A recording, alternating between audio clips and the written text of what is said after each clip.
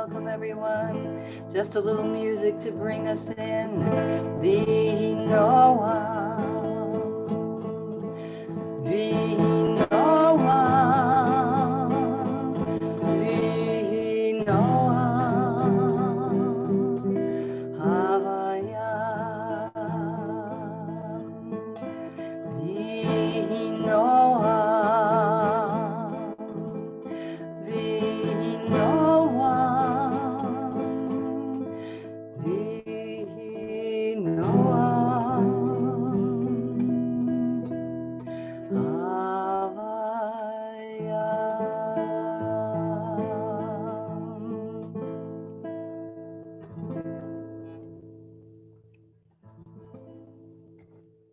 Welcome. Hag Sameach. So great to see everyone.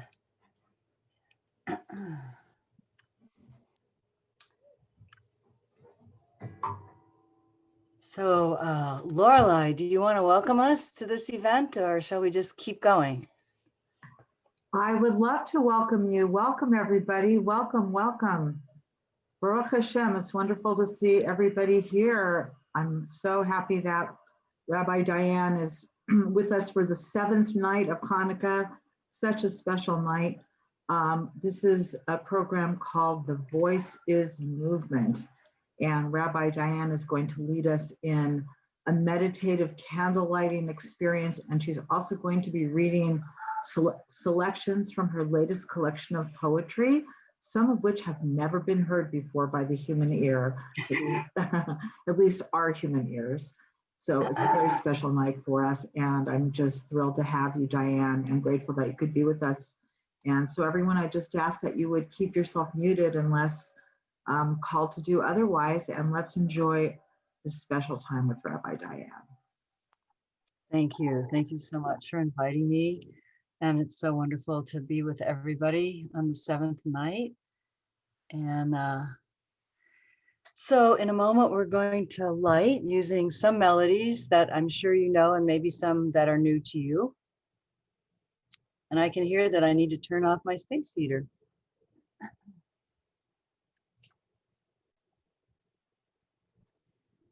So I just want to share a little teaching in preparation, giving us some intentionality and kavanah for those of us who are going to maybe light together. If you haven't lit or it's not the next day, as it is for Tony in Australia right now. I want to thank my colleague, Rabbi Miriam Klotz, for sharing this teaching. From Kedushat Levi, Parashat Vayetze.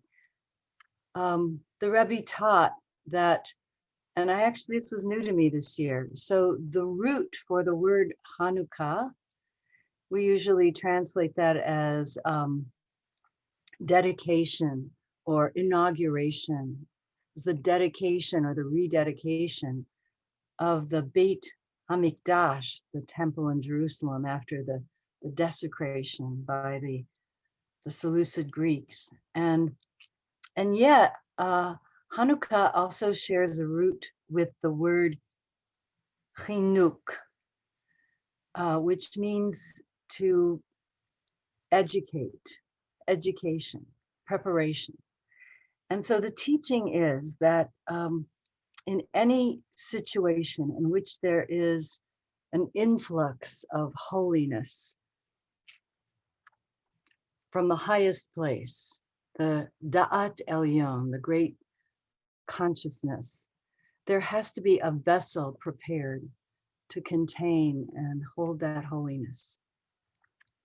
The vessel must be prepared to become a place for the holy, and that is the education aspect or the preparation aspect of Chanukah. There are layers of contemplation at this holy season. We know we are in this darkest moment of our year, and it's been a very challenging year, as we all know. More about that later. But there are very deep layers to this holy time. And we need to ask ourselves, what is the preparation of the vessel, of our vessel, that is needed to be present for receiving the influx of presence, the bat kol, the voice of divine inspiration, the creativity that's possible when we enter the darkness. We have to have the ears to hear and the bodies attuned to the right channel to receive the divine message. So it's a very dynamic practice.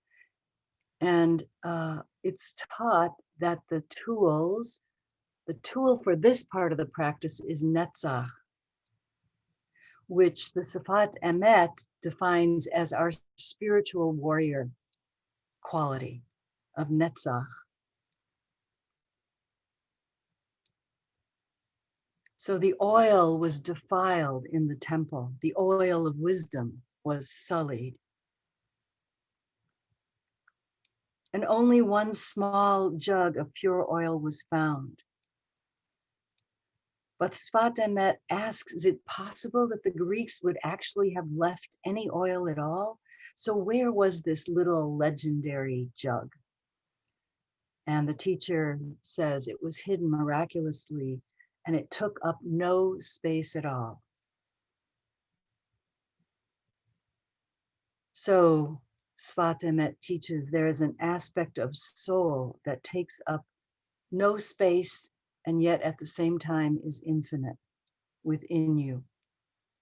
And if we want this power of this miraculous hidden oil, then we need netzach. We need the will to and the desire that brings us forward to harness that power.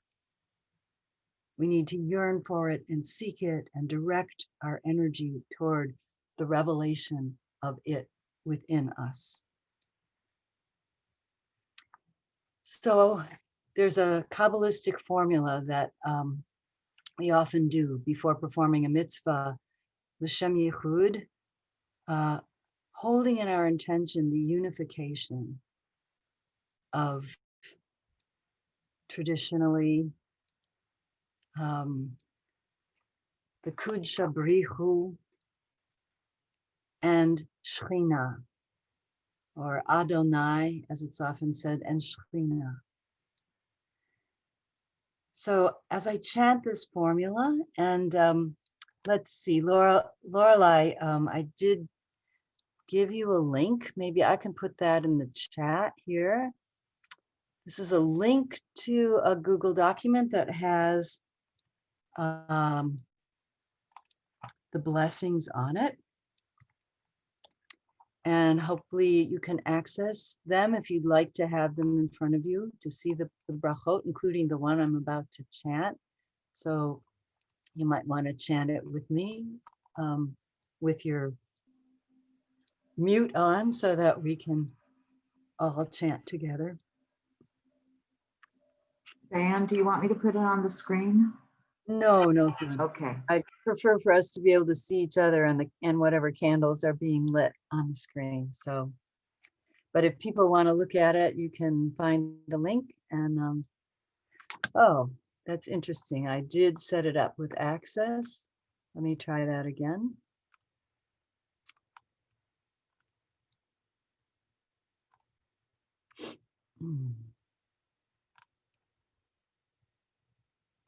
Huh.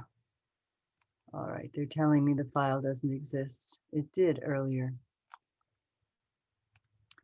Okay, I think we'll just let this go for now. Yeah. Mm-hmm.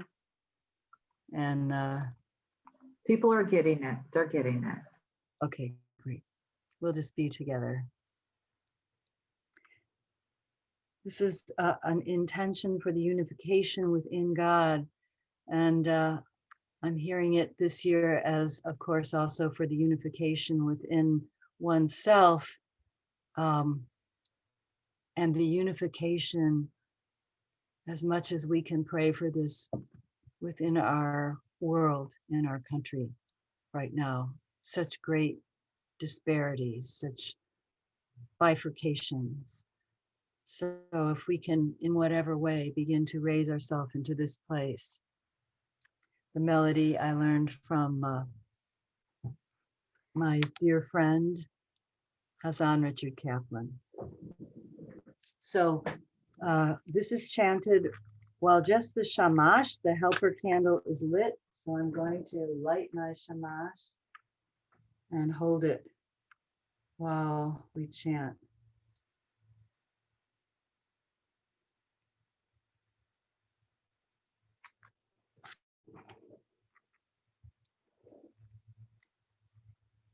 L'shem yichud kudsha b'richu v'shechinte b'dechilur chimu hine anachnu ba'im l'kayem mitzvat hadlakat nerot shel Chanukah.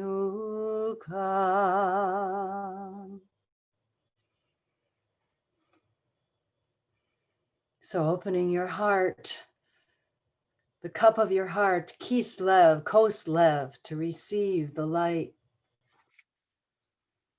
And we'll chant the brachot together and then we'll light.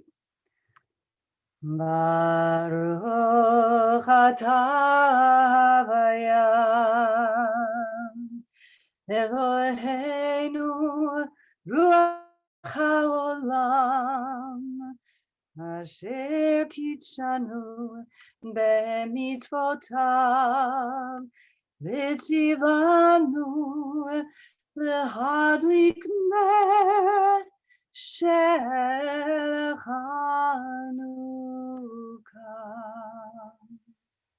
Baruch atah Havayah Eloheinu melech haolam she'asa nisim lahoreinu bayamim hahem hazeman hazeh.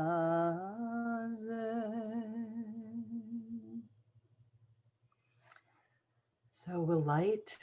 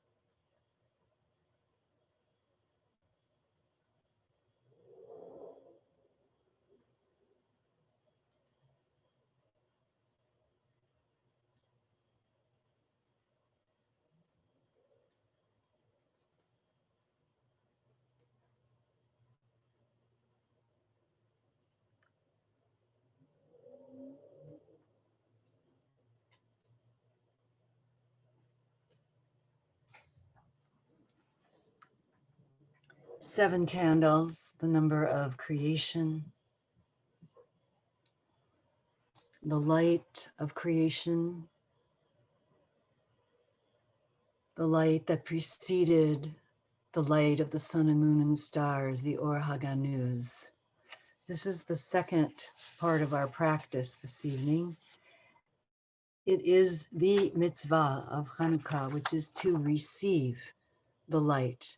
We prepare our vessel and then we soften and open into the quality of receptivity, of hod, receiving the splendor of the light. This mitzvah requires a soft gaze. Sfat Emet taught that the light of Hanukkah makes us sensitive even to things that we think we can no longer feel or that we've forgotten. It's as if the flame searches the wick for another drop of wax or oil to burn. So too, God's light searches the depths of our hearts to find within us a place in which to spread out. The light seeks the openings, the places of receptivity within us. So as we spend just a few more minutes with this practice of gazing into the light, I'm going to chant in a moment the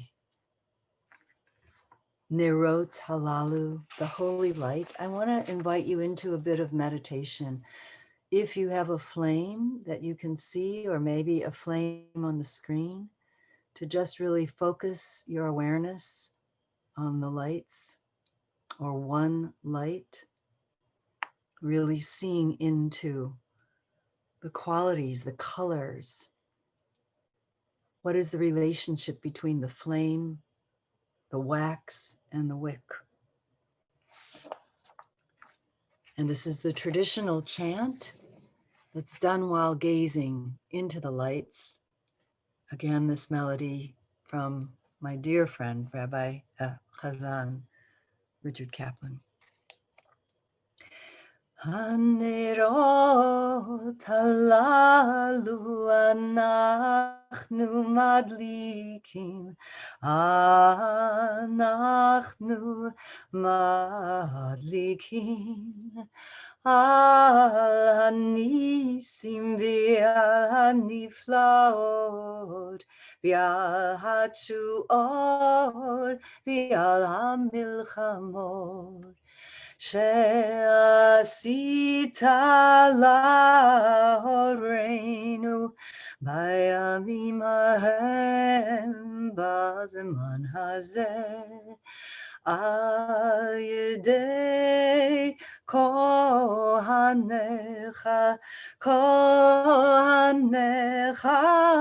hakedoshim v'chol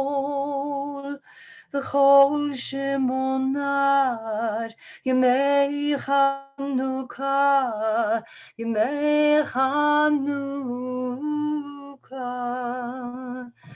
Hanerot halalu, hanerot halalu, kodesh, kodesh hem. Praise the lights that we are lighting.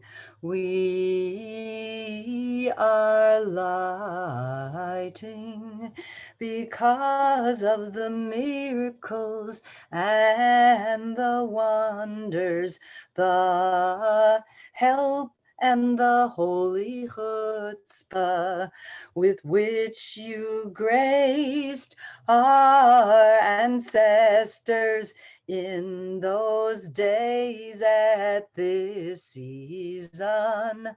Through the agency of all the present ones and all the holy ones.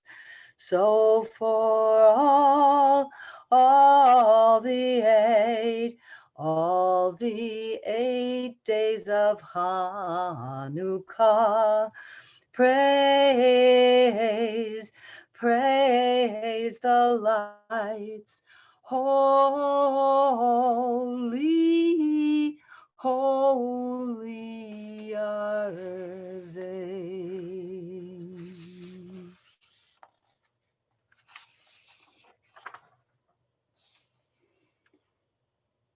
Let's take a breath.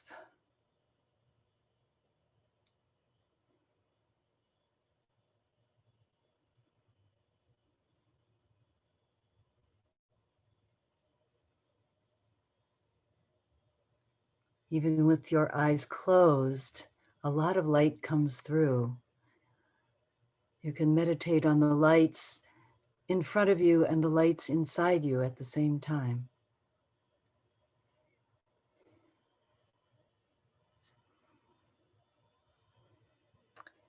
So I want to invite Herb. Herb, are you here? You are. To read your poem to us.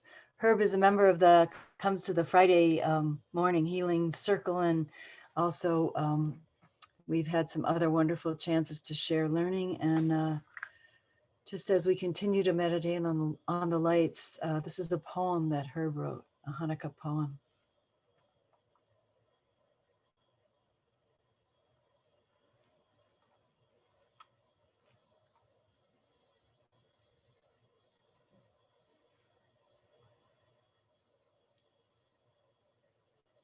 Did I spring a surprise on you?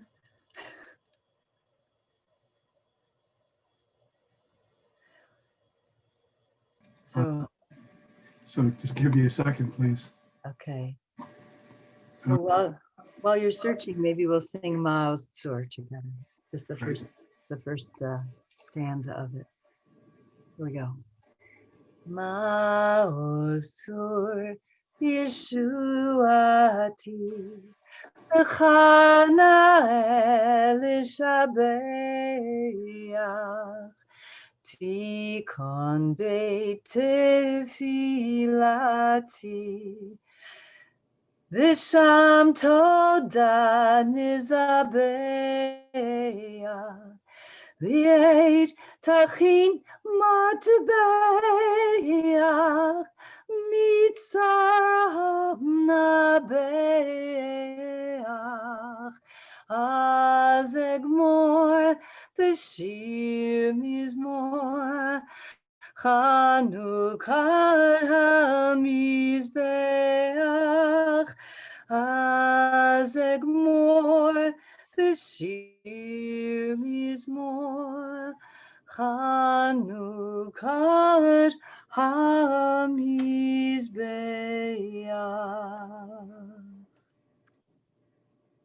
Okay, I'm ready now. Okay. As we light the first candle of Hanukkah, dwell in its spark. Reflect in the defiance its light casts upon the dark, and feel the rededication, the renewal of the temple of our soul. Each day we add another candle. Gradually we feel the renaissance of Ruach. Observe the flame closely as it leaps heavenward with flashes of power.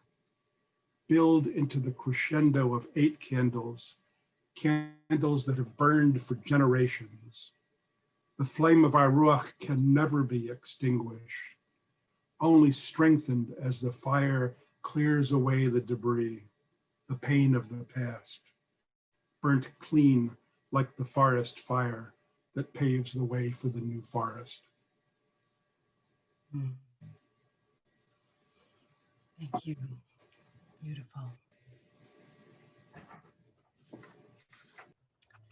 So just a couple of more minutes to meditate on the lights we have on our screens, or if you have lights in front of you at home where you are.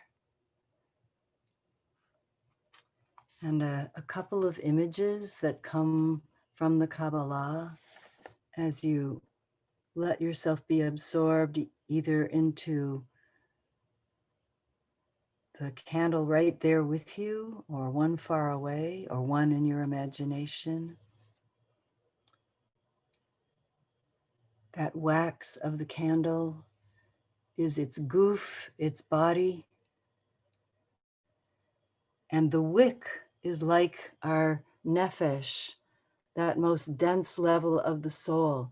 It penetrates all the way down to the bottom of the candle and above the candle into the midst of the flame. I was really looking at that last night, noticing how you can see the tip of the wick with its lit end burning in the middle of the flame. And then when I look at my candles, I see blue at the bottom and kind of a gray core in the center. And that blue and gray, blue-gray perhaps could be, we could feel that as our ruach, that it's filling and enlightening that second level of soul. That flowing level of soul, that watery level of soul, and windy level of soul.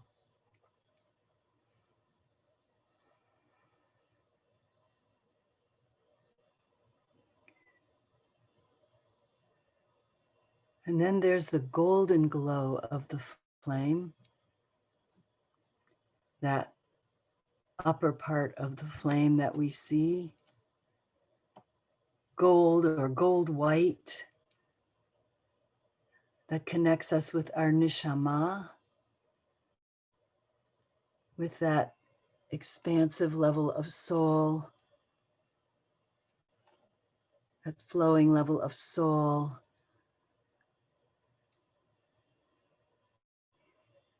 It permeates our mind, our less dense layers of the body, the energy level of our soul as it still lives in our bodies.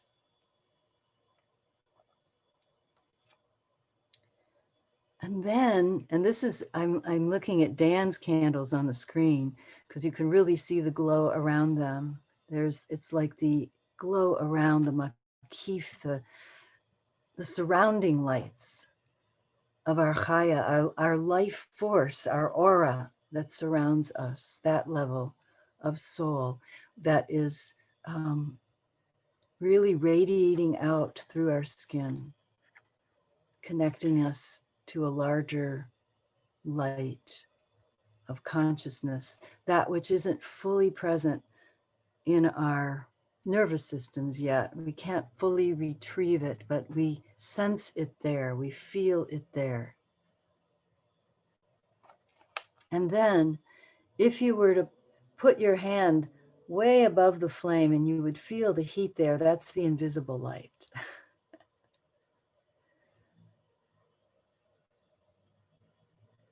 And the light that is perhaps beyond our comprehension while we're yet in body.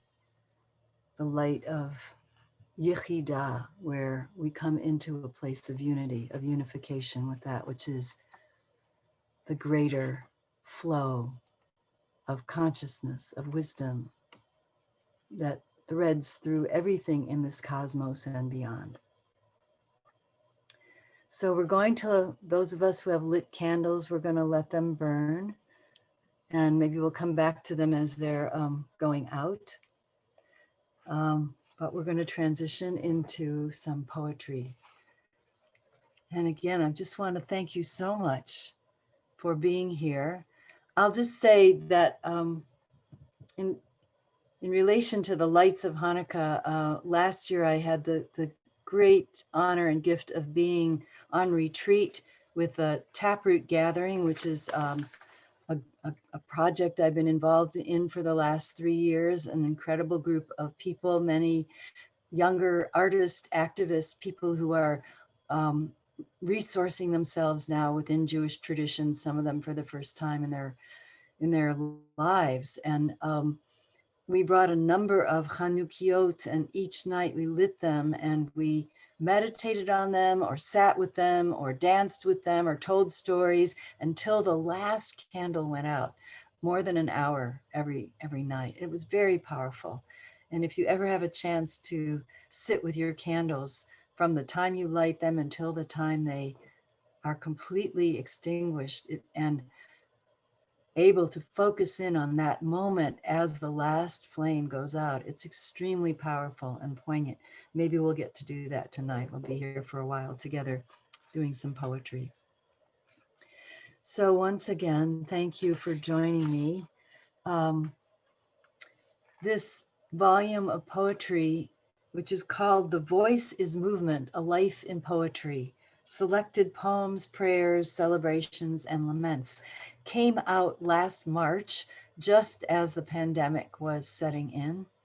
And all of the wonderful readings and sharings that I had set up got canceled. And so this is the very first time I'm getting to share these poems. Oh, Erica, it's great to see you. Thank you. To share some of them. And this is a collection that I pulled together going back to some of the very first poems I wrote as an adult in my 20s.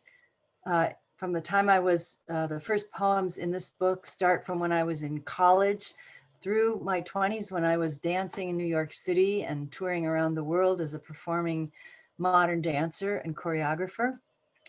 And then through years of Buddhist meditation practice, my return to Jewish practice and engagement in Jewish community, which began a little more than 25 years ago, right up to present time. And I also thought to share with you this evening a couple of brand new things that have just come through in the last couple of months.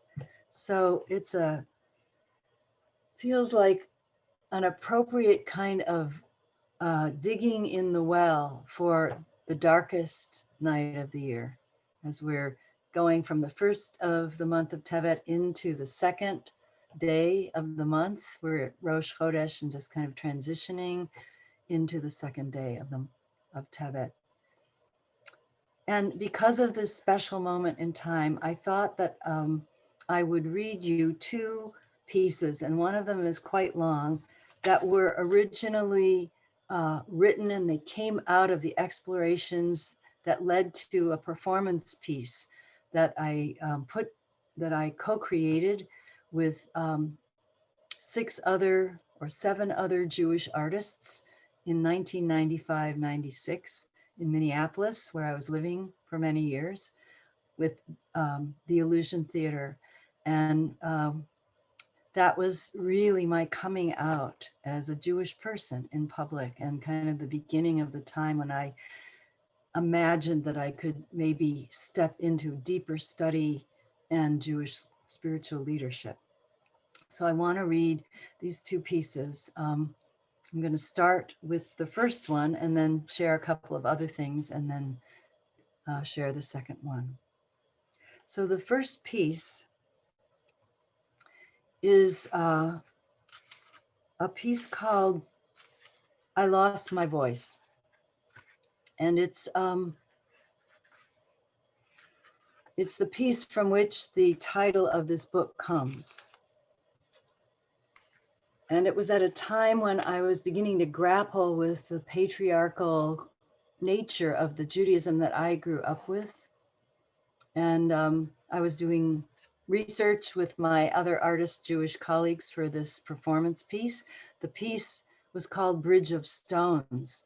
And we ended up each person really digging into their ancestral lineages and enlisting the other performing artists in the company to help recreate parts of their family story. It was very powerful. And I'll say more about that when we get to my second piece from that performance.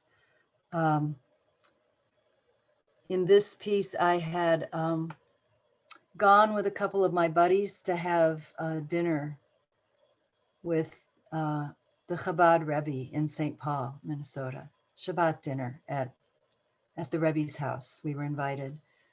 And I had actually wanted to daven beforehand. So I went to the Chabad house, and I was the only woman in the women's section by myself behind Mechitza. And it was lonely. So this is something of where that piece was coming from. I lost my voice. Funny, because I had it early on. Before I could walk or even crawl, at the age of 6 months, my parents tell me I was humming back to them the songs they sang me in my crib.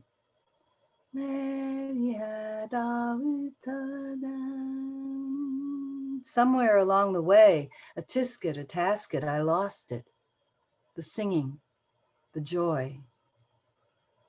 Though I hummed constantly and knew every 40s standard and every Broadway tune and every Hebrew camp song, I seldom sang in public, and then only buried in a chorus. I became a dancer, learned to express the silent language of the body, to breathe shallowly in order to keep a flat belly. Then there came a time when I wanted my voice back. My womanly voice, my messy voice, my loud voice, my Jewish voice. I started to study singing. And right away, I tapped into the well of tears caught in my throat. I thought, if we Jews got together, not to do something like raising money for a building fund or marching in Selma, Alabama, or planting a hillside of trees in Israel, if we got together just to be, we'd find ourselves in this sea of tears, crossing and recrossing the Red Sea, not on dry land, but awash in this ocean I'd found in my throat every time I sang for 2 years.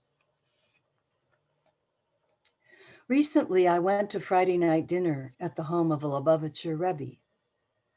At table, when I started to hum along as the Rebbe intoned the beautiful Shabbos chants, Leonard, an older Ukrainian man across the table, silenced me, finger to his lips.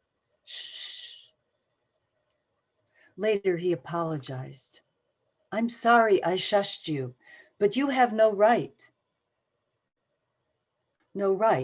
to sing at table with the men. I left that meal with such a pain in my gut, torn between reverence for the beauty of our traditions and the anguish of all the undigested silencings, the songs and screams held back. To sing, to speak the truth proudly, breaks rules I didn't know existed. Not our rules, we say. So why doesn't my 20th century body know this? The sea of tears sticks in my chest, and the rabbi's hands grab at my throat, threatening the beautiful songs I want to share with you now, want to feel vibrating in my body. It is time to free them with all my strength, with all our strength. For the voice is movement, is breath, is body, and we are here, and our voices will flow out, whether in a trickle or a torrent. The point of remembering is not to drown in the salt sea, but to swim, to surf the waves, to digest pain and anger, to let it all move through us and reopen the channels of love and blessing and praise.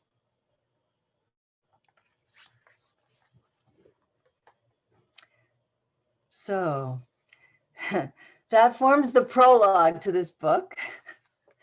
And really, it's sort of a snapshot in time of 25 or so years ago, where I was beginning my journey back into wrestling, into God wrestling in a Jewish way.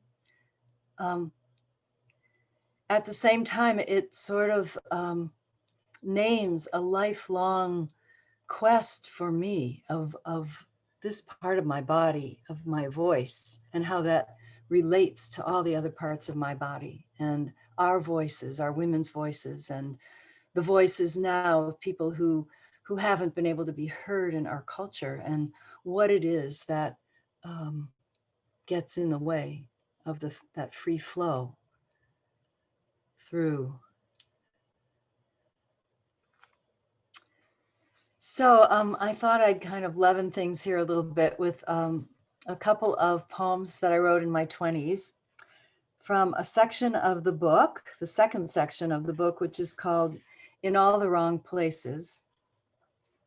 I don't know if you'll be able to relate to this at all, but when I was in my 20s, I was doing a lot of stuff in the world. I was out and about and dancing and running all over New York City and touring the United States and going to other places and dancing and choreographing. And I was pretty lonely, actually, and seeking some kind of connectivity on the human level that eluded me. And I had a number of different relationships with very interesting people, but always somehow felt high and dry.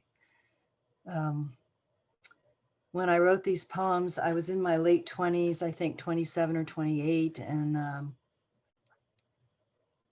I really didn't know that it was going to actually take me, another 25, 30 years before I found my beshert. It's a long haul through the desert with many interesting times, I'll have to say. But anyway, here's a couple poems from that period. And this is 28 years old. Landscape number 27, this one is called. With such easy reason, this orange sun thuds behind a hill, while blue winter afternoon cross fades with rosy dusk. Bus bound, I press a cheek against the speeding shoulder of the road, wishing it were the shoulder of the man I would love if I had met him tomorrow in Pittsburgh. I think I was actually on my way to Pittsburgh. And this one, if I had my way. If I had my way, your lover would sink into the Hudson, your kids be sent to boarding school in England, your roommate in his yellow bathrobe would melt like butter, your cat would escape out the window, your students would find another teacher, your Aikido master would move to Akron, your acting class would be canceled, your voice lessons would cost too much, your Monday and Tuesday night workshops would disband, your building would collapse in a small earthquake while you were out buying Italian pastry, which you would have to then bring up to my place where you'd get crumbs on my green sheets. So, me in my 20s.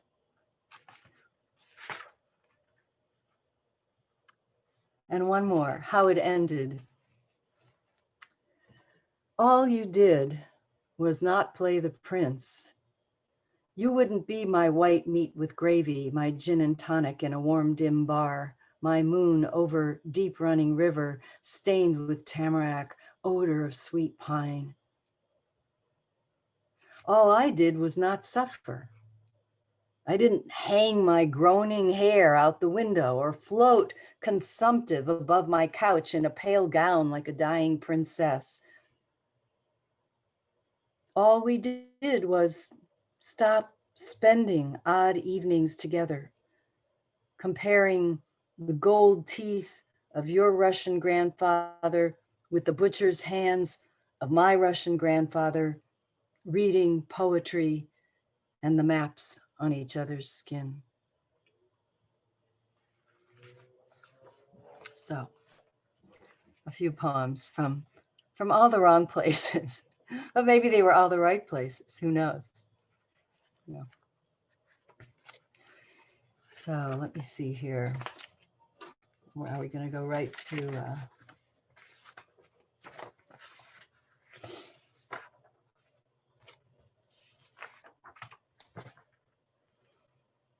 Okay, so the next poem really came from a long period when I was doing a lot of sitting meditation and getting very quiet after running around so much for many years, being a dancer. And I began to study deep somatic work with my teacher, Bonnie Bainbridge Cohen. And at the same time, I found my way to a mindfulness meditation community, a Vipassana community in Minneapolis. And I started to go on regular retreats. And I started to really hone in on what was going on in my inner life that I had avoided feeling when I was running around so much, getting really quiet. Maybe some of you can relate to that in your own spiritual journey, to go deep and start to uncover layers that I didn't know were there, that I didn't know I'd been really holding on really tight to. So this is a poem from that period of many, many hours spent on the meditation cushion, long days spent on retreat in community. And I was beginning to get in touch and have some tools for dealing with my own intergenerational trauma, the emotions that really were keeping me back from my own lineages, holding me away from my own traditions. And this poem is called Anger Is. And it actually arose out of an experience, just a mundane experience where I was waiting for one of my clients to come for a bodywork session, and she didn't show up. And I started to get really angry, and I got very quiet, and I started to observe what was going on inside and to digest that. Anger is a woman without hands, screaming voicelessly into the frigid night, belly ablaze, iron hair whistling. Anger is a golden-eyed cat with sly claws and dirty teeth, stalking a shrew in the night grass. Anger is the shriek of tire rubber at anonymous city intersections, the grinding of tooth against tooth, bone against bone, word against word, battening down of the heart, squeezed, silent and shivering in the path of the avalanche, hurricane, tornado, conflagration, holocaust. Anger is a tongue of fire that shrivels, sears, flagellates, a shell of power, hollow victory. Turn on her with eyes of compassion. Embrace her. Inhale her. Melt her down and drink her body, this sweet milk of darkness.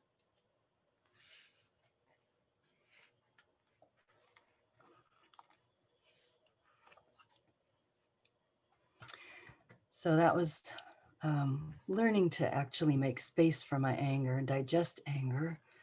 And we know there are actually many ways of channeling and funneling anger into positive activity when it doesn't take you over, when it's not riding you, driving you, but when you are harnessing that energy.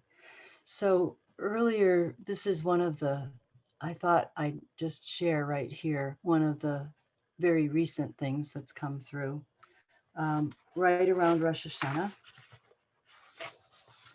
I was reading Smith's books quite a bit. I hadn't really connected with Patti Smith.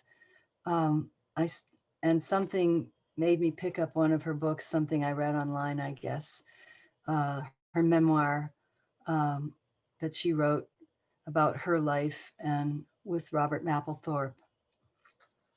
And then I started getting her other books, and they're really quite amazing. I was blown away. And then I kind of checked her out online, and I saw that several years ago when Bob Dylan was awarded the Nobel Prize in Literature, and he declined to go to the awards ceremony and pick up his award, they invited Patti Smith to come in his place and to perform A Hard Rain's Gonna Fall. And so she, and you can see her doing this online. And it wasn't her regular milieu, obviously. And there were all of these people dressed in ball gowns, and she was all dressed up. And she started to sing, and you could see she was kind of shaky and nervous. And at one point, she forgot the words in the middle of the song. And she asked the musicians to stop, and she asked to start over, and she apologized to everyone and laughed kind of and said, well, you know, I've done this so many times. I've done this song so many times. I've never forgotten the words before, but I'm very nervous. And everyone, you could see everyone, leaning forward to support her and help her. And I listened to it over and over because it was so moving to me, and to see someone just be that honest and that straightforward with where they were in such a, kind of high octane place. So, but as I listened to the song, especially with what we were going through here around the elections, moving toward the elections, and getting ready for high holidays at the same time, and just feeling like, what is it that I could possibly say this year? It's been such an intense year, such a hard year. So many people have died. So many people are sick. This is really, I don't know what I'm going to be able, how I'm going to be able to be in a leadership role this year. And of course, things did come through, but what came through at that time when I was preparing was my own version of A Hard Rain's Gonna Fall. So I want to sing this for you. I practiced it on the guitar, but I'm not confident enough on my guitar with it yet to play while I sing. And I don't know the words well enough, so I'm going to sing it a cappella for you. And Barry and Debbie heard this because we were sharing a Shabbat dinner, so I shared it with them at the time I wrote it, right around High Holidays, right before High Holidays. So this is A Hard Rain's Gonna Fall, 2020 pandemic version.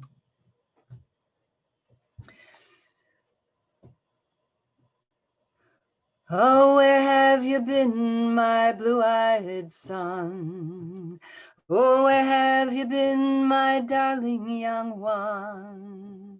I've danced with the doctors in hospital hallways. I've held up the nurses whose spirits were flagging. I've wiped away tears of ambulance drivers. I've gasped with the elders struggling to breathe. I've slept in packed cabins with migrant farm workers, and it's a hard, and it's a hard, and it's a hard, and it's a hard, and it's a hard rain. They're gonna fall. Oh, what did you see, my dark-eyed daughter? Oh, what did you see that silenced your laughter? I saw the tents of the homeless down under the highway. I saw poor hungry people with no one to feed them.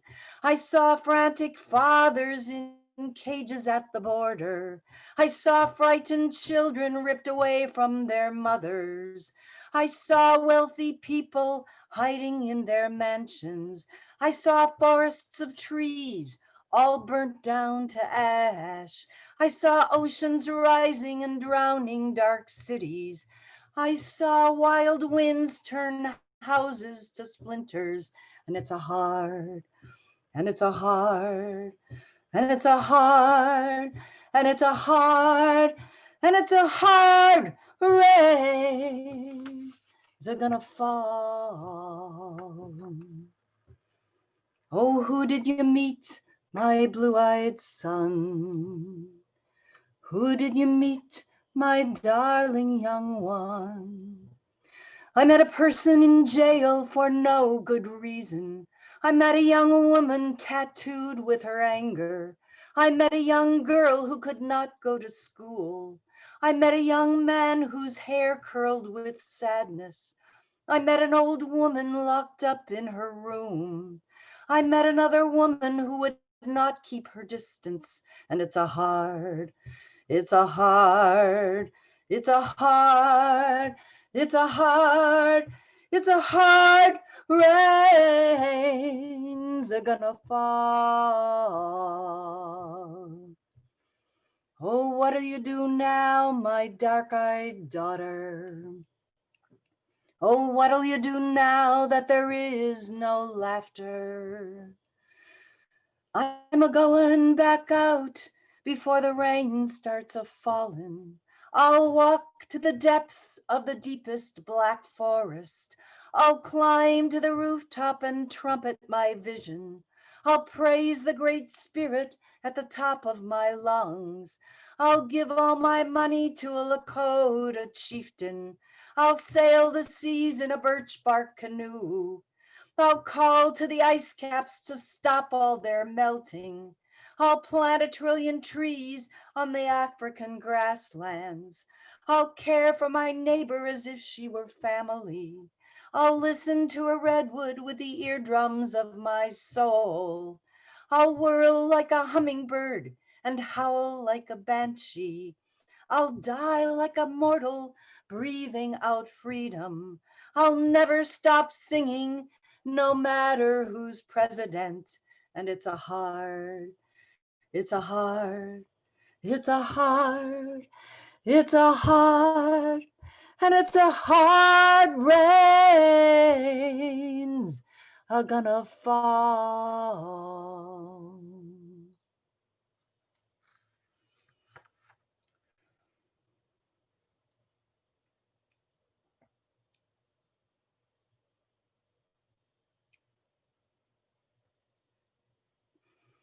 I'll just take a breath. I have a few more things to share with you.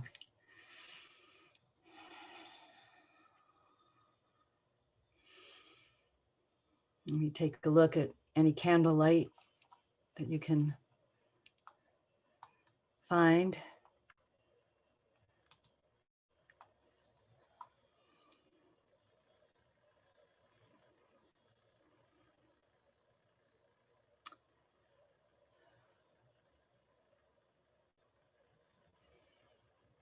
The light of wisdom,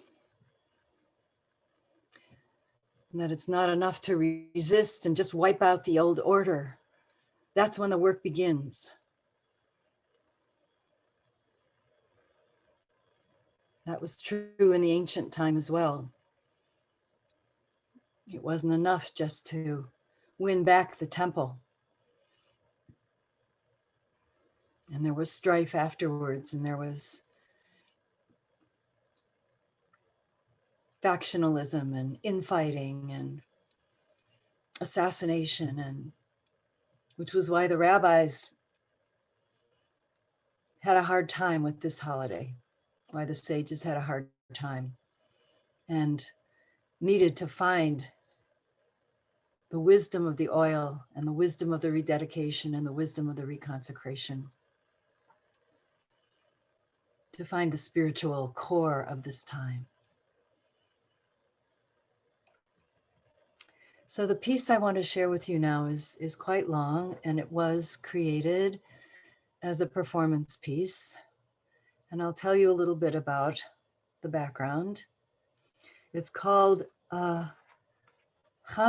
Dresel.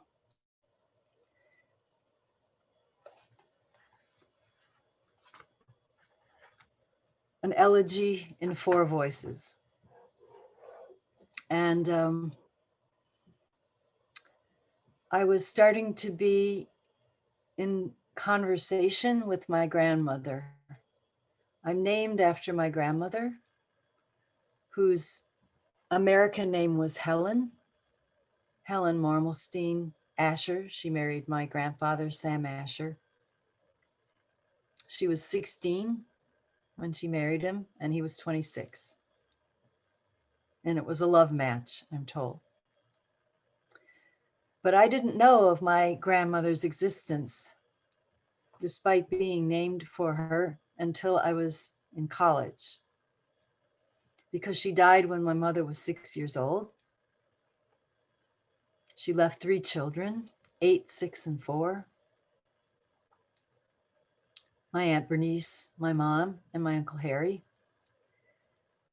And when my grandfather remarried 2 years later, they completely cut off from Helen's family, even though her mom and her younger sister, Jenny, had helped raise my mom and her siblings. For those, really helped take care of them, especially during those years when they didn't have a mother. But for whatever reasons, I'll never know the full story, they were cut off, and my mother chose never to tell me about my birth grandmother until I was in college. And I was given an assignment my freshman year in college to write the history of my family for the 100 years before my birth. So I wrote home from the University of Michigan to my parents in Chicago, and I said, well, can you tell me anything about my family? Because I don't really know so much. I mean, I know my grandparents, but I got a long letter back from my mother saying, well, there's a few skeletons in the family closet that I you don't know about. And then she proceeded in a letter to tell me about my birth grandmother, her birth mother, whom I'm named for, Chana Drezel. And wow, I was shocked, and it really didn't sink in until many, many years later, though. And at that point, my mother started to do some research, and she was able to reconnect with members of the family. She was able to find out more about her mother and her mother's life and her mother's death. And eventually she was able to locate her mother's youngest sister, who was still alive, and as it turned out, living in San Carlos, California. And I was able to reconnect with her, my Aunt Jen. She had changed her name to Janice. She didn't like Jenny. She said, "Oh, Jenny is a mule. I want a different name than that." So she changed her name to Janice, moved out here, got married. And I was able to reconnect with her in her older years and visit her and my siblings as well. And she directed me eventually. She was able to help me find the names of the villages that my great grandparents, her parents, had come from. And I was able to visit those villages. And this piece that I'm about to read you was the beginning of that journey of reclaiming my relationship with my grandmother, whom I'm named for, whose name I carry, and to process what I needed to process of her history and her story. And on this darkest, deepest night of the year, as we approach solstice, it feels appropriate for me to share it with you.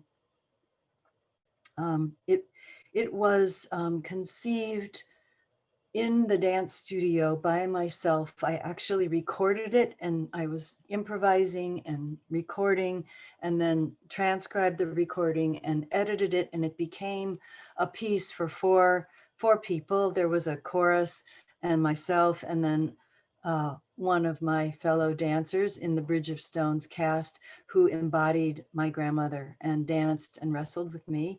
I'm going to just do all the voices. So there are 4 voices here that you'll hear, kind of my voice, and then my mother's voice a little bit, and my grandmother's voice a little bit, and then my Aunt Jen, my grandmother's youngest sister's voice. Jen was, I guess, about 10 years, 9 or 10 years younger than Helen. So this is Chana Drezel, an elegy in 4 voices.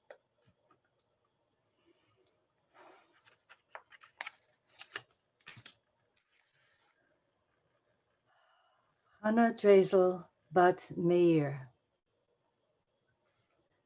The grandmother I never knew. The grandmother after whom I am named.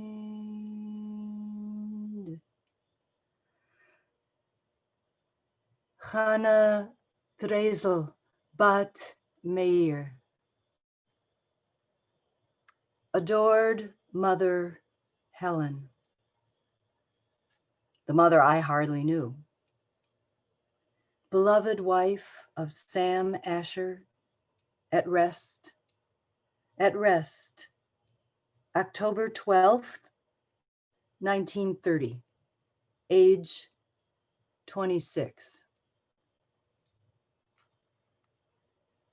Are you at rest? Did you need to rest? Did you need to rest so soon? Did you need to rest so soon? Did you need to rest so soon? Soon. I'm just a little girl. What am I doing here? This strange place with all these stones and people crying. Am I supposed to cry? Where's my big sister Bernice? I want her to hold my hand. Shh. Don't make any noise. Don't move. Don't make any noise.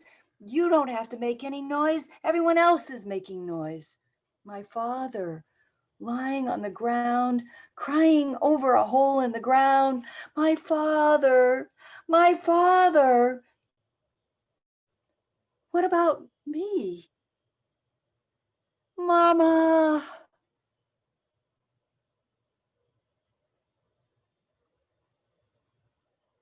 It rests. At least it's quiet here. At least it's quiet here. At least it's quiet here. Here, in this graveyard in Chicago, Illinois. Not all the noises, like the noises that I imagined. I have to imagine all that happened. Something I didn't get, something missing. You didn't know your grandmother? I didn't know my grandmother. My grandmother, Heike, I didn't know about her. I never heard her name. She lived in Russia, black wig with a dark scarf over it, looking so old in the picture, though her children are still so young. Something I never had. You didn't have it either. Did you know how to speak Hungarian as well as Yiddish? Did you grow up with the sound of soldiers' boots in your ears, howling on the cobblestones of Ufalu, that little town, the shtetl that you lived in, Grandma? Grandma Helen? Hannah? Dresel? I'm still here. I have your name. It's me. I'm talking to you. I'm talking to you. It's me. I'm talking to you, Grandma. Don't you hear me? Don't you have anything to offer? What was it like when you were in that little town? What was that town like? I have to keep my eyes closed. My eyes cannot see forward. My eyes are always looking backward, backward, backward. My eyes see behind me. My back is afraid. My back is afraid. My back holds me back, back, back. My back is afraid, Grandma. My back is afraid. Will you come to me? Will you come to me? Tell me what to do. Tell me how to move forward when my eyes are facing backward. White as a sheet. She was white as a sheet, she was. I went with her to the abortion, but I couldn't drive and I didn't really know where we were going and she didn't tell anybody. We had to go to the part of town where the darkies lived, where the blacks lived, in the ghetto, the black ghetto. That's where the doctor, he was a Cuban doctor, that's where he worked. And he was a friend of our family. He was a friend of our father's. That's where Helen went. That's where she went when she got pregnant. And I couldn't drive. So I just sat in the car and she came out of there. She was white as a sheet. White as a sheet. She had to drive herself home because I was still too young to drive. 9 years younger, only 16 years old, but 17. My life would have been completely different if she'd lived. I wouldn't have gone to California and I wouldn't have married Mr. Wright, Jim Wright, the Catholic, brought up Catholic. He really had no religion though. One time I brought my son, Billy, took him back for my mother's 70th birthday celebration. She looked at him, little Billy, 2.5 years old, little turned up nose, and she said, "That's not a Jewish nose." That's all she said. We never spoke about it again. Helen, Hannah, Booby. I want to hear you tell it, from your mouth to mine, why you chose to let that baby go, leave your children to be raised by another, leave me only your name. Breathe it into me, your story, your knowing, the timbre of your voice, the strength of your arms holding mine. Give me my open mouth, yearning for what I need more than food, something passed down, something from the years, from the work-creased hands, the fingers of all the beloved ones and all the fearful ones and all the indifferent ones I'll never know, something thick and ancient and flowing like the waters of the Tisa, the dark earth farm fields, something to bring back with me, something to make it all different or all just the same.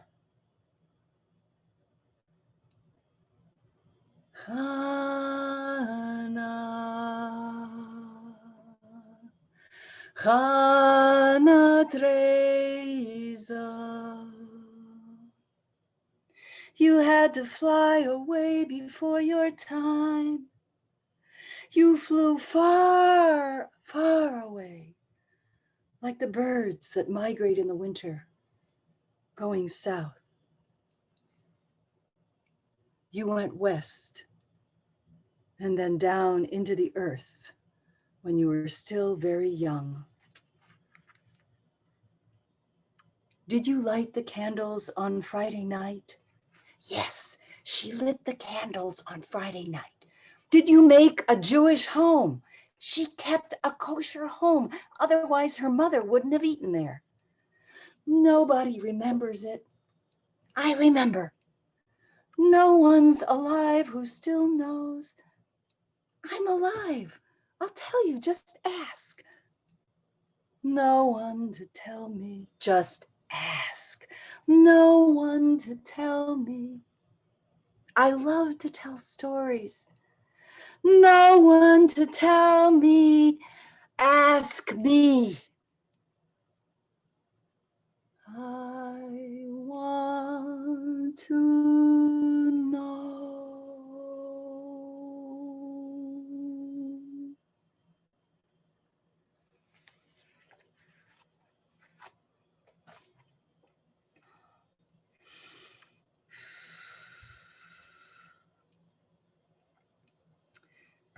That was really, thank you, at the beginning of my homeward journey, you might say. And I think I had to really start there before I could kind of open the curtains and peel back the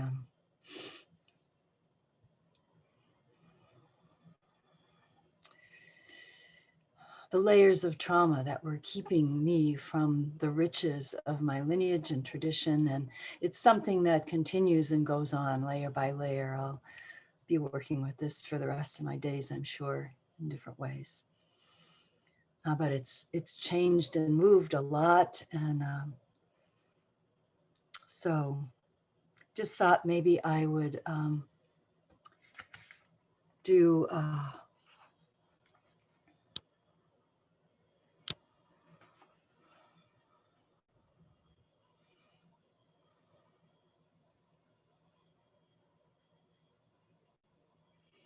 pause for a moment.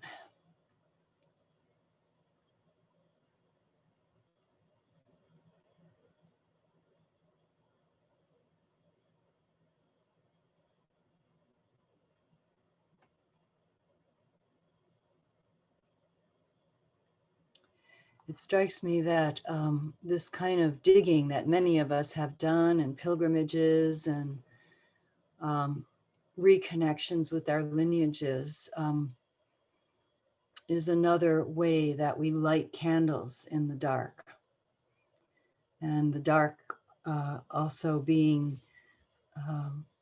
those stories and those histories and those relationships that have been pushed aside or cut off. And I have to tell you that we have just launched a new cohort of Taproot training program. It's our first, since we haven't been able to meet and retreat in person.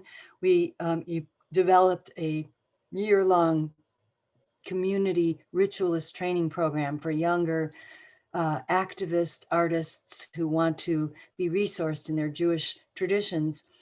And I, have read through all the application forms of the new incoming cohort. We just launched in the last few weeks, 21 amazing, amazing young people, many of whom have had no access to their Jewish traditions or lineages or stories. So it's an ongoing quest for many younger people, and they want that light. They want to shed that light, and they want the enlightenment and the wisdom of their authentic lineage tradition. And it's very moving to me. So do you all have bandwidth for a couple more pieces? Or are you filled up? More. More? Okay. All right. Maybe a seventh inning stretch would be good. I'm going to take a little seventh inning stretch just to stand and move. And there's many more bits of story that go along with my whole Hannah Dresel saga. Some other time I'll fill in some pieces, just miraculous pieces, and how I was able to find the villages and without even knowing what the real names were. And great. So I thought to read the last piece in the book. I'll just show you the book. I don't know if you can see it too well in this light, but this is what the cover looks like. And it's put out by HaKodesh Press, which is a European press that publishes a lot of Jewish books.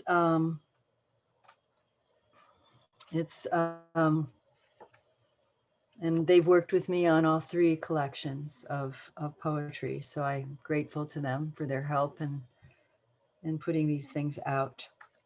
So this is the last piece in the book, and it was written fairly recently.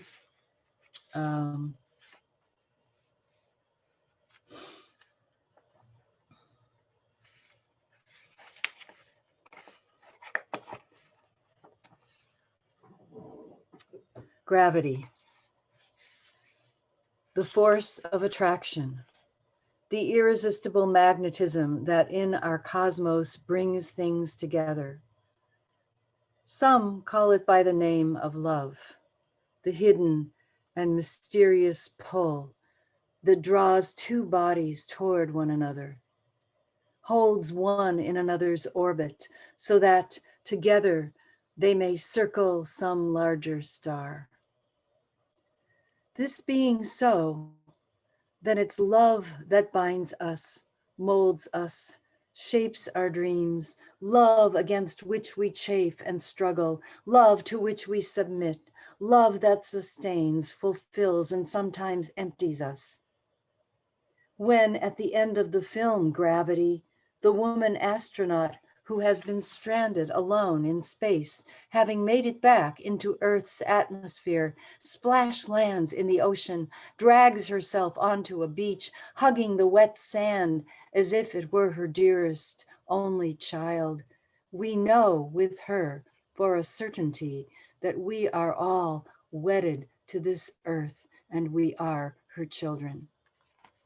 We aspire and shine only in her orbit, in deep and abiding connection with her. She is the mother drawing us to her wet and shining breast, and she is our spaceship, lonely and untethered in the black infinity of an eternal night, our only lifeline, our only hope, our cherished garden, our only and so temporary home.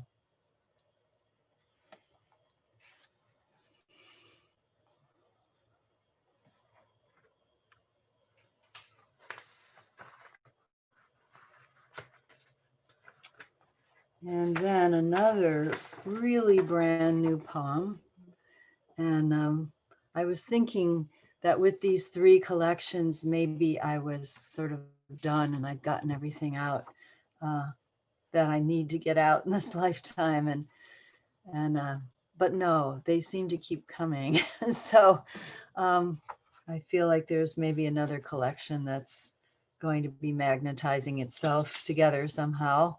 The the love gravity is kind of pulling the poems toward each other.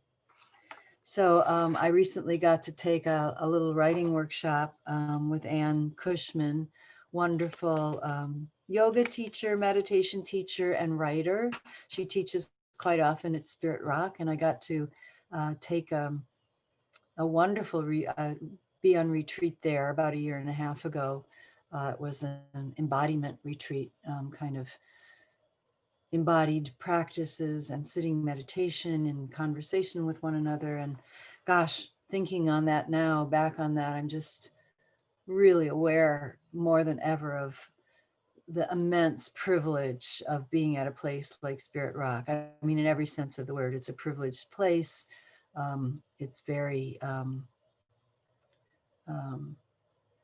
high end as meditation centers go, beautifully constructed, beautiful architecture, and it serves people of privilege. And it's making a huge effort to expand its purview and reach out and reach in, and we'll see what happens.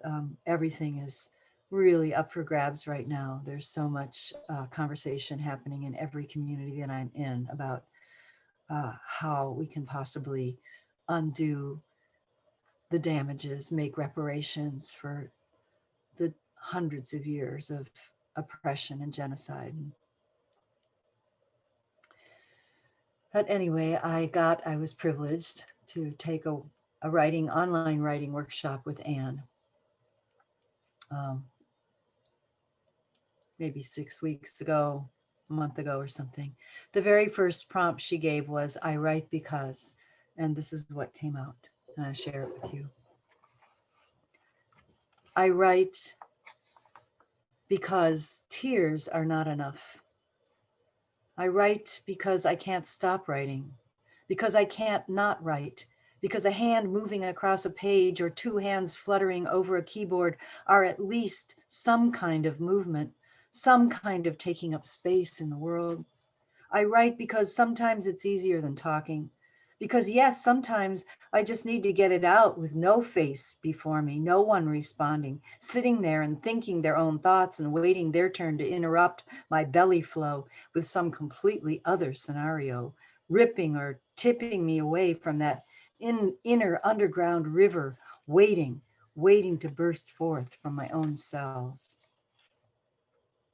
I write because this life is too big and too complicated to just keep quiet about, to hunker down in stillness, in fear-filled bunkers waiting for the next explosion, the cannon mortars, the assault, the falling bodies waiting for the next strike, the one that will annihilate this questing, longing, breathing being.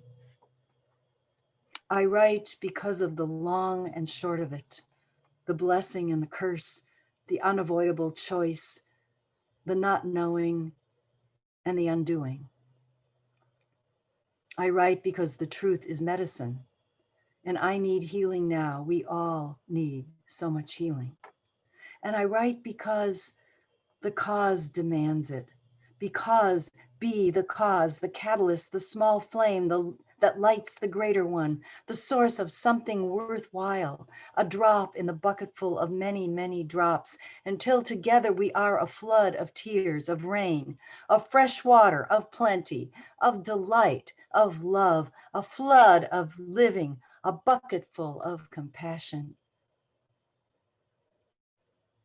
I write to leave a trace of what this heart once sought.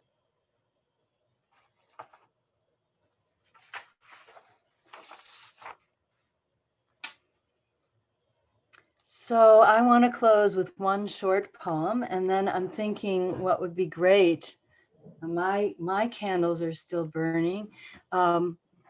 Feel free, anyone who wants and feels the need to sign off. But I thought maybe we could just spend some time in conversation, in response, maybe all together rather than breaking into small groups this time. But just whoever wants to speak or share a response or ask a question can unmute.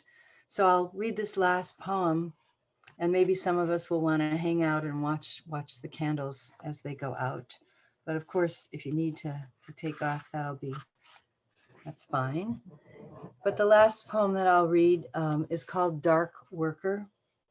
And I felt like it was particularly appropriate to read it and in this moment of this darkest time, heading in toward solstice, when we'll be turning toward the sun again, toward the light in the northern hemisphere.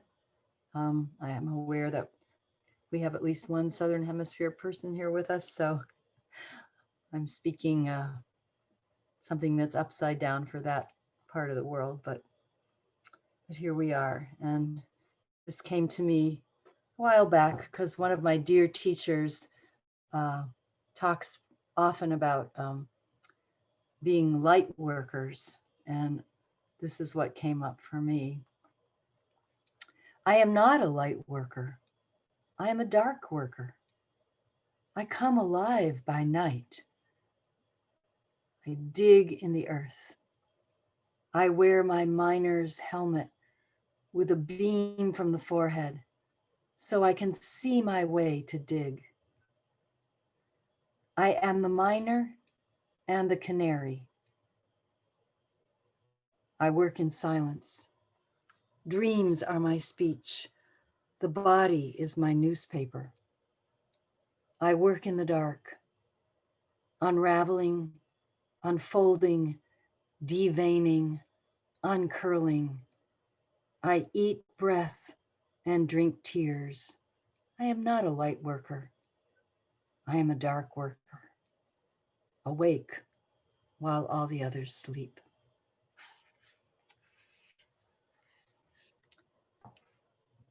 So I thank you very much for receiving this offering, receiving the light of the candles, and also receiving these poems and musings. And and I want to particularly thank the Aquarian Minyan for offering this space for me and for all of us to come together. Thank you, Diane. We're so I'm speechless for one, but grateful. Please, everybody, stay and hang out. I'm gonna just keep this open for you all, okay? So thank you, Lorelei. I'm going to be here, and I'm just going to say, Rena, whoops, if you can adjust your screen, it's flashing quite a bit, and it's challenging to look at it. Thank you. Whoops, still flashing.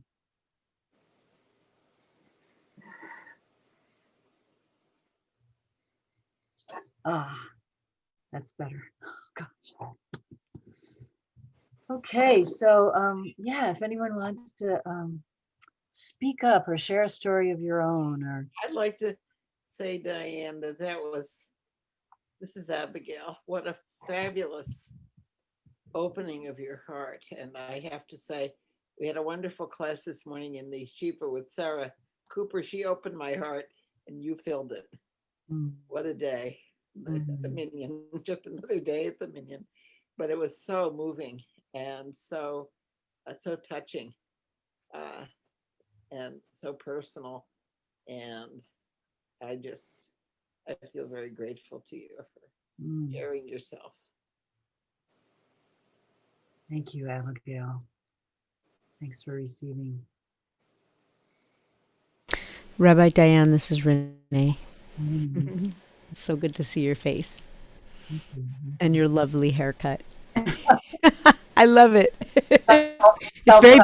It's very pixie. I just wanted to say that I don't even really know what the words are, except that it's like I've experienced so many different facets of you throughout the years. And so it was just so exciting and fun to see yet this other aspect of you that I haven't experienced so much. You know, we've sat together a lot.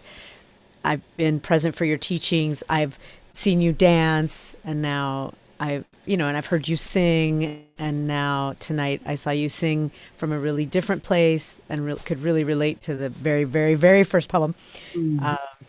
and to hear your poetry. And I'm just grateful and feel filled up with Mm. your spirit. Thank you for sharing it with us. Mm. Thank you. Thank you, Yeah. Renee. This is a moment when I really wish we were in the same room, you know. I know. This is just so hard, but we're doing our best, aren't we? I'm fairly sure that as you were doing everything, we were quietly going, mm-hmm. So just remember that when you was that quietude, it's like people are having, something going on. Thank you for that reminder. Yeah. This is Moshe. When I was listening to your family story, it was very hard to painful to listen because it brought my family story, the Holocaust, the breakup of the family, the losses, the detachments also. What I noticed in my family, there's a lot of detachment, and some not want to see each other, and many of them, my parents' generation, they were so injured and very easily ignite them into arguments. And the arguments even kind of diffuse transfer to the younger generations. But when I start hearing this, I say part of it actually, I pause. Was very hard to me to listen because bringing my own pains in my family. Yes. But sometimes, this was a medicine. Maybe I should listen. But I decided to pause for a while. Mm-hmm. Yeah, but thank you. Thank you of being brave. Mm-hmm. Yeah. Thank you. Wow. Thank you.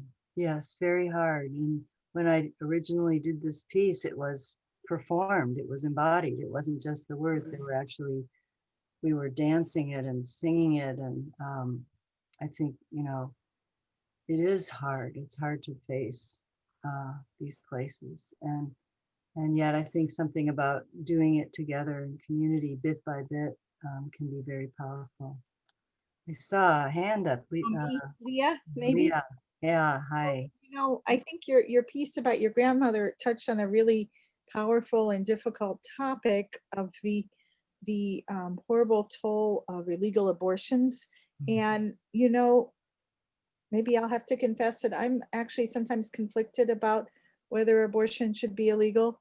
And I know people have very strong feelings about this issue on many different perspectives, but I think your story just really said so strongly about, the problems of when abortion is illegal. And there was also a family story, and it's kind of my extended family, of a married woman with children who died of an illegal abortion. And of course that had very difficult ramifications for her family. And so that was just so powerful. And also the fact that you actually talked about it was very powerful. And I think the reality of your birth mother's life and her unfortunate death, is something we have to open our eyes to, and hope that, that's not something that people ever have to go through again. And so thank you for sharing the actual facts of your grandmother's death. And that was very powerful. And also several of your other poems really touched me a lot, about losing your voice, and also being a lonely 20-something person. Both of those I could relate to for your Bashert. But anyway, a lot of beautiful material and very easy to access your feelings through your poems. I really appreciate that. Thank you, Leah. Yeah, I had no idea, and I talked to my Aunt Jen. She said there were 9 children in the family. A number of the women in that family, including her mother, my great grandmother, had all had abortions. And that was not uncommon, and that was the height of the Depression. That was They had 3 children already. My great grandmother already had, 9 children. She didn't want a 10th child. And that's, so what did women do, So yes, it was a powerful influence on me. And my mother was told a whole different story about this. She was told that her mother had cut her hand when she was cranking the car and that she'd gotten blood poisoning and died from that. So my mother did not know until she was in her 40s how her mother actually died. But there was all of this undercurrent in the family of your mother died, she was a bad woman, she did something wrong, that of course my mother never understood, and all of this was carried forward. So it was a obviously multi-leveled unearthing and healing process for me to go into this. So yeah, thank you for witnessing that.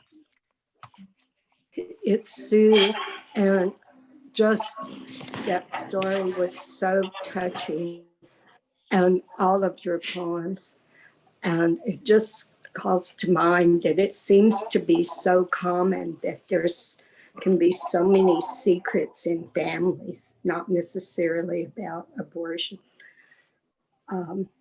So we try to uncover those secrets and how they affect us. And you said that you made a recording of this. Is it ever possible to see it, or would we have to wait till we can meet in person?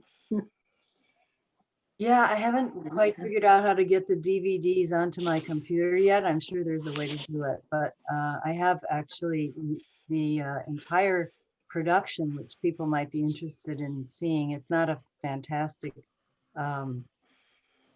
video because it was done during performance and some of the lighting is very low. But yeah. I just wanted to also ask about, are all the poems you read tonight in your book?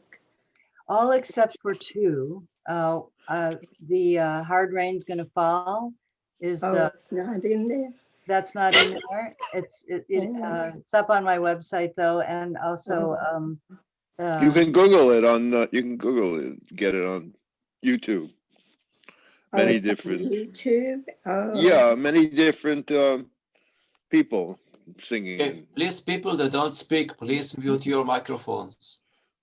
No, I'm talking about Diane's version, what she read tonight. Is that on YouTube or just on your website? No, it's just, I haven't recorded it, and it's just on the website. And also the it was great. I Write Because. I'm sorry, what? And I Write Because is also not in the book, and that's up in my blog too. So Diane, it's thank you so much. Thank you, Sue. Erica? It's getting late here in Minneapolis, and I was going to sign off, and then I just couldn't quite do it yet. So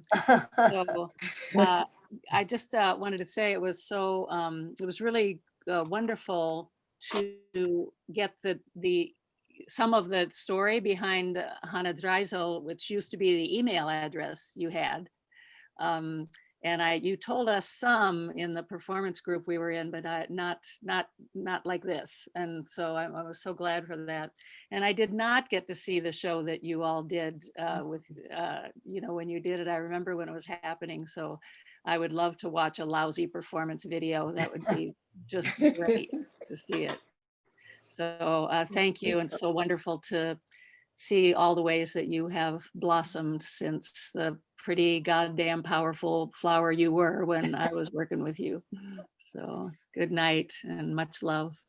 Good night. Thank you. Erica is part of the Women's Performance Project, a collective. We did full evening ritual theater pieces for about 5 years in Minneapolis. So thank you for coming, Erica, and meeting this West Coast community here. No, it's really good. Really good. Thank you all for welcoming me. All right. Good night. Good nice night. to meet you. Susan, you have your hand up. You're silent, however. Oh, no, I'm not. I shouldn't be. Oh, now I can hear you. Okay, good.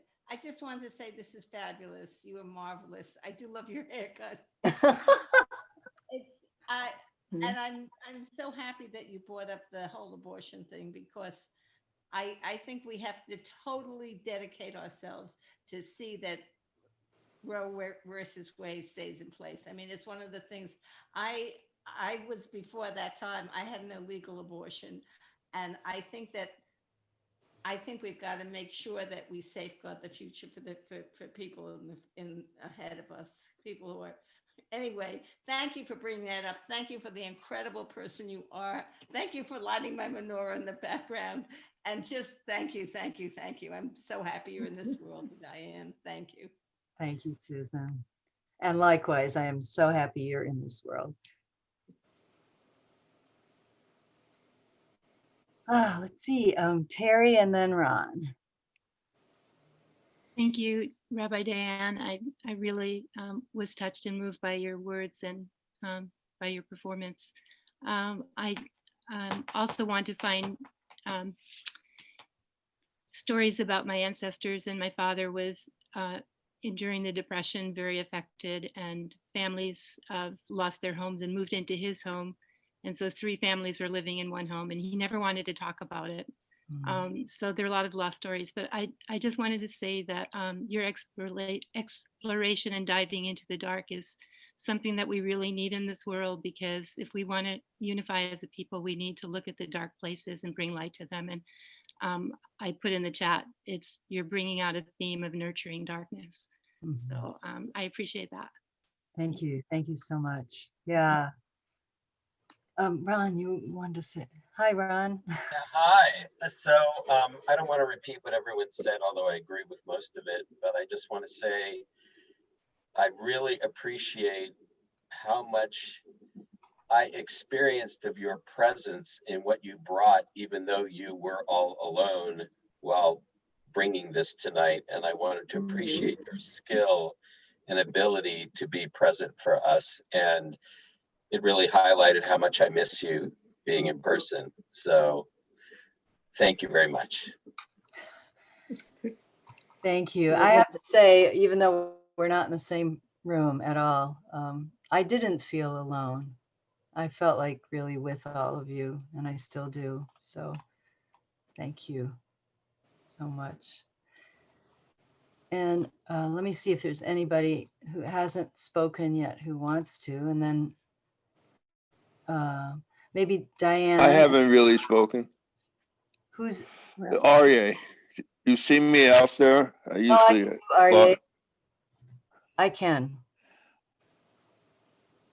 I just wanted to say something, but one thing, I don't have any questions. I just wanted to tell you that that you really express your feelings through your poetry, and I think that's very successful as an artist, that to be able to do that. I find that when I don't express my feelings, which is most of the time, especially with my family, or a source of lots of tumult, lots of sores. I just implode with them and just go with wherever it takes me to, and it's usually a dark place. So, but when you seem to exercise some of the darkness of your past experiences by writing this poetry, I think it's great. But it's more than therapy, right? It's an artistic expression. I like to think that art and music are artistic expressions and not just, personal expression, But thank you, and I think that was great. Thank you, Aryeh. Yeah, and I feel like so much of our spiritual tradition is also poetry. Our psalms and our prayers. It's really. So let's see, Diane, did you want to speak? Yeah, you gave a hint about your experiences in finding the villages of your grandmother without really even knowing what villages you were looking for. And I was just wondering if there's a story there that you can share tonight. Yes, it was like a little bit of a detective thing, because all I had was my grandmother's death certificate. And it said that she was from Bari Mega, Hungary. And there is no Berry Mega Hungary. So I went to the library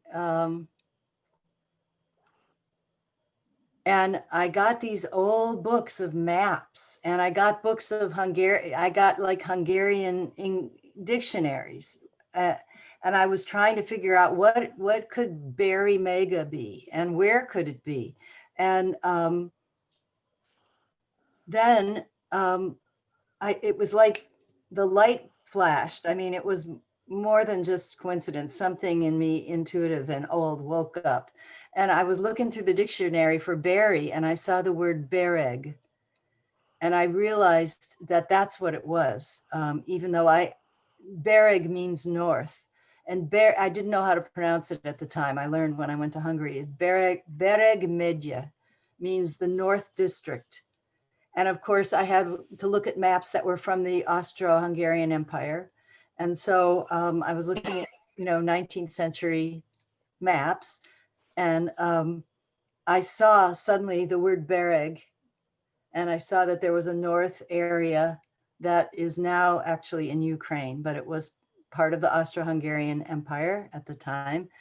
And then right on the crack of I had gotten a name of a town from my great aunt, Beregsas, and I found right on the crack of the book. I saw it. It just popped out at me, and that was the Hungarian name. It has a different name now because it's been Russian and Ukrainian since World War I. So it's called Beregovo, but there's a whole long story about it. And I was able to actually go there because I was working in Hungary, and the fellow that brought me to teach there borrowed his father's car, and we drove across the border. It was the only way to get into Ukraine from Hungary. And I was lucky to get a visa, only I almost didn't get out because the Ukrainian border guards didn't like my visa, but they let me in, but then they didn't want to let me out. But I got to go there, and I have video of arriving there, and my colleague who brought me there had a video camera. He's Hungarian, Hungarian Jewish. His parents had survived World War II in Budapest, and I got to go, and it was just amazing. But it was a kind of putting different pieces together, and it was just, yeah. It was like a detective story. Thank you for asking.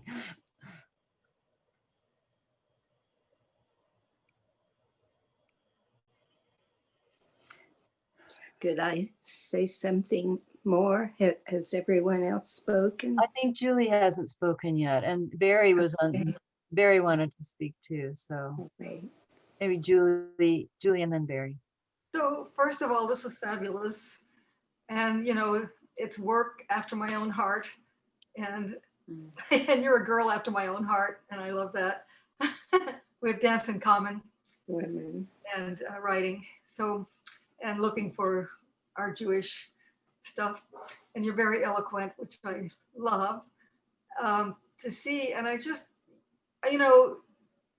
just witness back to you that it's so wonderful to see how you work with mixing modalities, writing and movement and personal history and imagination and elements, natural elements. And I'm just appreciating it. Big appreciation. Thank you. Thank you so much for witnessing and seeing that in me. Thank you. Thank you. Reb Barry. Yes, sister, my teacher, my Rebbe, my teacher, and I just love you so much. Oh, bless you with such strength, such good health, that your voice be heard in wider and wider circles. Bless you and that person you identified as the love of your life, with many, many more good years together, being just plunging, just going deeper and deeper and deeper into the depths of the heights, of who you are each individually and together. And And may we spend many more times together in joy and blessing and lasting prosperity. Thank you so much for being who you are.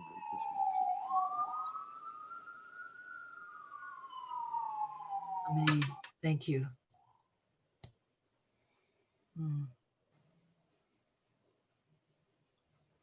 Jamie. First of all, it's just wonderful to be with you. Reminds me how much I just adore you. Excuse me, I'm always so blown away by your all of your facets and the beauty you bring to these to all of us, to Judaism, to everything. And I just wanted to share a very quick story you reminded me of, that my grandparents on both sides had fled the pogroms, and my family settled in Milwaukee, Wisconsin. And my sister and brother-in-law were working in Eastern Europe for quite a few years. So they went on all these expeditions to try to trace down our family roots. And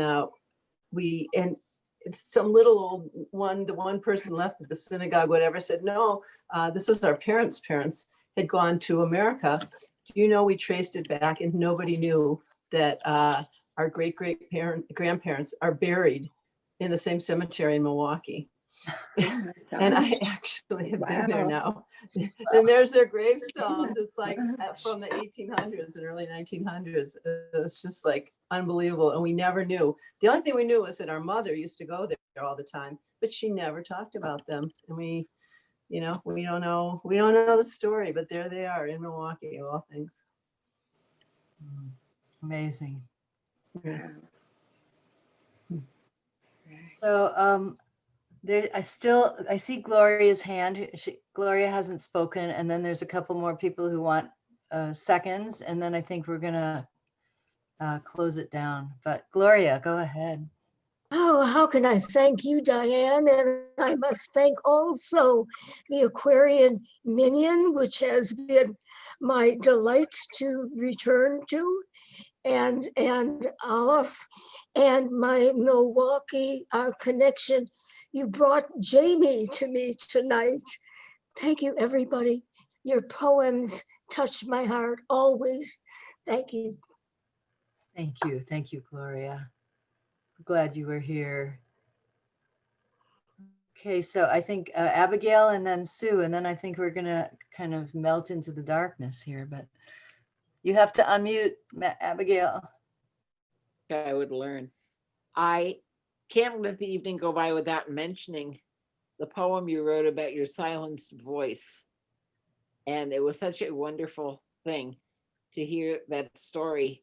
And I have to tell you that another wonderful Rabbi Minyan alumna has written a very similar thing, and that's Shefa Gold. She has a song about her voice being silenced, and it's so, and the two things, it's just, these are two fabulous rabbis that are Minyan alumni in different ways. And it's, of course, that was my great shock in refinding my Judaism, was to discover, first of all, I was a Jew, which is kind of a second-class citizen. And then I was a woman, which is a second-class Jew. And I'm so happy to be in this place where none of those things are true. And to have you have been our rabbi. And it's so wonderful when you come back. This was an outstanding night. I was just so deeply moved. Thank you again. Thank you. Thank you, Abigail. I have to say, Chef and I are Hungarian sisters. So I didn't know that. I mean, not literally, but her family is also Hungarian, and we talked. She said we have to go there together. So, that would be great. Yeah, it would be. Sue, you want to come here? I'll make it fast. My book group recently, just want to let people know, read a wonderful book called Song of the Jade Lily, which is fiction, but it could be true story. And the woman was raised in Australia, and her family, her grandparents had fled Austria from the Holocaust, and they ended up in Shanghai. So she went to Shanghai to discover all these secrets of her family. And her mother, who had died in car accident, both her parents, and she was raised by the grandparents. And the author did all this wonderful research about Jewish refugees in Shanghai during the war. And there was recently a program on PBS about Jewish refugees in Shanghai. And so a lot of what was said in that program was in this book. Mm-hmm. So just turn people on to it. It's a wonderful book. Thank you. Yeah. And thank you again, Diane. Yes. Diane, before you go, Say hello to Bert. Okay. Diane, how can we obtain your book? So, yes, we were going to put that in. I was going to put that in the chat. Of course, you can get it on Amazon, and many people are not wanting to do that right now. That's probably the easiest way to get it. However, I have a box of copies, so I'll put my email in the chat. It'll be slower because mailing things isn't so easy right now. But also, you can order it from the More Books website. They're the parent company of the publishers, and it's a European website. So I'm just going to put that stuff in the chat right now. Let's see, I have to send it to everyone though. What's the name of the book again, please? It's The Voice is Movement, A Life in Poetry. And also all of this information is most easily available on my website. So I'm going to put both my email and my website in the chat. I wonder if it's available at Afikomen. It's not yet. The other books were, but things are a little challenging right now. So my website, www.holypresent with a WHOLLY present.org, and all of the information about how to order the book is also there. So thank you for asking. Excellent. I will probably send that in a follow-up email to the people who registered for this class so that they can get that from you, Diane. Thank you. Are we being asked to donate to this program tonight? Every time you see us, you're being asked to donate, either implicitly or explicitly. So yes. I was just supposed to remind.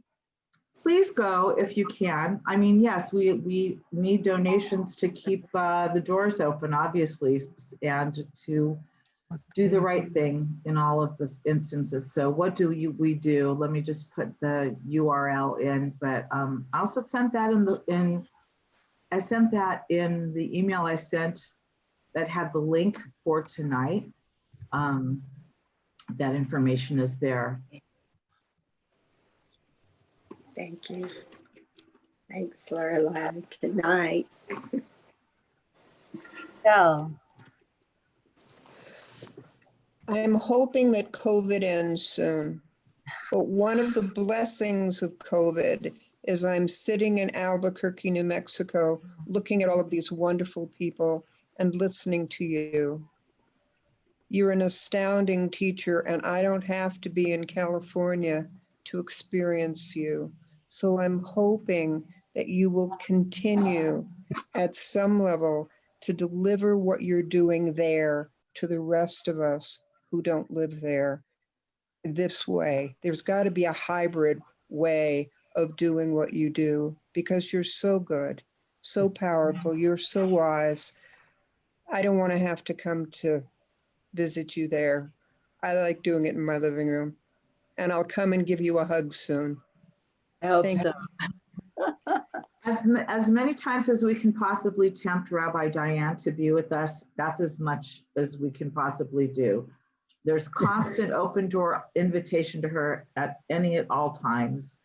And she's one of our favorite teachers. So you can be sure that we are saying please to her all the time. And when she's able to and ready to, she knows that we're there for her to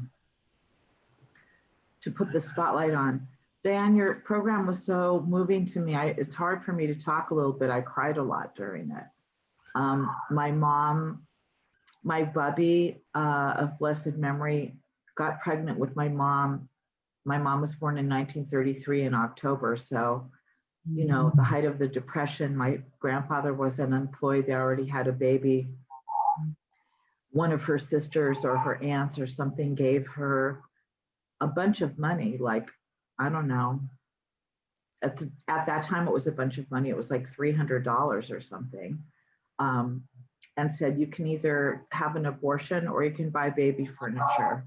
And she said, if I were you, I would have an abortion. But my bubby did not. She bought baby furniture instead.